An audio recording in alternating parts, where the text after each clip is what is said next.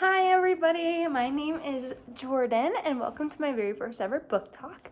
Today I'm going to be talking about Red Queen by Victoria Aveyard. I think that's how you say it. I don't know. Anyway, first the non-spoiler section. So Red Queen follows Mare Barrow, which kind of reminds me of bone marrow, but you mix it around. Anyway, so you have Mare Barrow, who is a young teenage girl, almost 18. It's a dystopian world, and it takes place about 1,000 years in the future. So at this point, human evolution comes into play. So you have the Reds, who are one half of the now humans, right? So they're just like you and me. Their blood is red, and there's nothing really that special about them. And then, however, you have the evolved humans, which are classified as the Silvers. Their blood is mutated to, it's actually silver blood, and something about the silver blood gives them these abilities. Basically like superpowers, so the key thing is that they can only manipulate what they see. So if there's water around them, they can control the water, they can control people, but some of them can only do it if they have eye contact with you. You can control flame, but only if you have like a spark. That kind of thing. So basically, the Silvers, with these abilities, they use this to essentially rule the rest of the humans, the Reds. They have this 100-year war going on between them and other Silvers. They use the Reds as their foot soldiers, and they don't really risk the lives of any of the Silvers, so it's the Reds who are paying for the Silver War. If you don't have a job by the time you turn 18, or a apprenticeship for a job saying that you're contributing to society, they will send you to this terrible war. You might lose a lung, you might die, who knows. Anyway, so Mare she's close to conscripting, which is going to war because she doesn't have a job. All she knows is how to pickpocket people. However, one day, a couple events happen that make her pickpocket the wrong person. And this person ends up getting her a job at the royal palace, so she won't have to go to war. And it turns out it was the prince, one of the princes. That day, she realizes in this contest for the next queen, whoever has the strongest abilities will be the next queen. She discovers that she has an ability of her own. However, she has red blood, so it doesn't make any sense. So they pretend that she is this long-lost silver lady, if you will, whose parents died in the war a while ago. So basically she is going to be not the queen, but she will marry the youngest prince. Yeah, and so basically what ensues is there's rebellion of the Reds against the Silvers. There's a lot of I don't know if you would call it a love triangle or a love square that happens. I would say overall, I would rate this book I actually didn't like it very much. So I would only give it maybe a 5 out of 10. I read it pretty fast just because it was a really easy read, but I personally just didn't feel like I could emotionally connect to the book and the characters very well, because I just felt like I felt like it was really rushed. Like, I feel like this almost 400-page book could have easily been a 500-page book, and that would have made a lot of the characters just really connect nicely for me. However, I didn't really get that. So, but yeah, that's all I really have for the non-spoiler section. So if you want to go read it, and then we could talk about why I don't like it, or maybe why you don't like it, or why you do like it. I don't know. But until then, goodbye. Spoiler section, here we go. Ooh, I didn't like it. I hated this book so much. And I don't know how people like this book. So I will say up front, I am a huge Sarah J. Maas fan, Cassie Clare fan. I love the emotional connection that I get in characters that those authors create. And then this.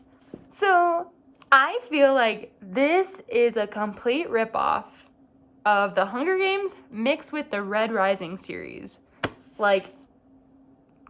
I mean, come on. It's literally Reds rebelling against Silvers, which in Red Rising, it's the Reds rebelling against the Golds. They don't necessarily have superhuman abilities, but they kind of do. They can't manipulate things with their minds, But not the same race as Reds for sure. Like between that, the Scarlet Guard, it's basically the Sons of Ares. She becomes a silver or a gold. And also Mare Barrow. The main character in Red Rising is Darrow. And you have like the houses, like the families, which is also similar to Red Rising. And I'm just angry. I'm sorry. I just really don't feel like any of this is original thought, except for saying, let's add some superpowers in there. Let's talk about how it's like the Hunger Games. Obviously dystopian future. I guess Red Rising is dystopian too, but The Hunger Games. A lot of the like love triangle is similar to the Hunger Games. Well, I guess you would call it a love square. I don't know. I'll call it a love square. Maybe it's not a love square though. I felt zero romantic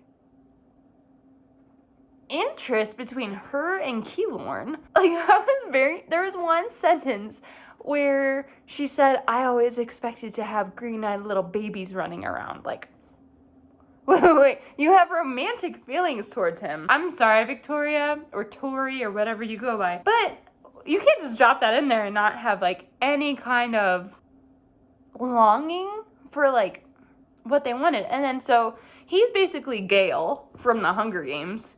And then you have your Peeta, who has been transformed into both Maven and Cal. Oh, obviously Giza is like Prim from the Hunger Games too. You kind of have the uncle who's similar to Haymitch. Before I go any further, the actual characters themselves. Mare. I actually really liked Mare's character. And so the reason I give this a book a 5 out of 10 stars is not that it, like, the plot sucks or I don't like the characters. It's just I don't have two things. One, I feel like it's a ripoff of those two series. Two, I just don't feel like I'm emotionally connected to any of them. I already mentioned Keylorn. She would start to get into these romantic scenes with Cal and Maven. I would start to feel something and then it would just be cut off. I don't know. Like, I feel like if she would have taken the time to add an extra even 2 pages to some of those scenes, the ending I could have been just distraught. But I didn't get that. I really think this book had a lot of potential for a great ending. And I just am so disappointed because I feel like the author just really let me down. Going back to Mare, Marina, like I said, I really liked her character. I thought she was very sassy and witty, and I really enjoyed it. However, she was kind of naive. Yeah, like, you just think that this is going away on its own? Come on, there's gotta be somebody higher up than Maven pulling these strings, and you know it's not Cal. Okay, let's move on to Maven, because that guy, Maven. I knew he was too good to be true. I knew it. However, I knew somebody had to really betray somebody, because from all the little mini reviews that I looked at, I have Likewise, which if you don't have that app, I would check it out because it's just basically like you can ask like, hey, I really like this series. Do you guys have any recommendations for something that would be similar to it? And people can write little comments on it, and it's a really great app. It goes towards movies and TV shows and podcasts as well. Everyone was like, the last 100 pages are amazing. And I almost stopped reading at the last 100 pages, but I was like, you know what, I'm just gonna push through. Maybe it'll impress me. And I will say it did impress me. But again, I just didn't have the underlying emotional connection to the characters leading up to that I just was like, ooh, that sucks. That really sucks, but Whereas I've read books like the ending of Clockwork Princess by Cassie Clare that has just left me sobbing anytime I think about the ending for weeks. Like A Court of Mist and Fury, my heart's breaking because I have such an emotional investment in these characters, which I didn't get here. But Maven, Maven is the reason why I would want to continue reading this series, because I feel like I wonder if his mom is influencing his mind. He could just be a sociopath. Who knows? Fine. I can accept that he's just a sociopath who wanted to be a little brat and have a toy his brother wanted, But yeah, I think his betrayal was really hard, and I think I was kind of expecting him to flip around at the very end and, like, maybe rescue Mare and Cal. But yeah, he just ended up being a dick. Let's talk about Cal. Cal gave me the most PETA vibes. Trying to do the right thing, but also just, kind of boring a little bit sometimes. I feel like a lot of him and Mare scenes had so much potential,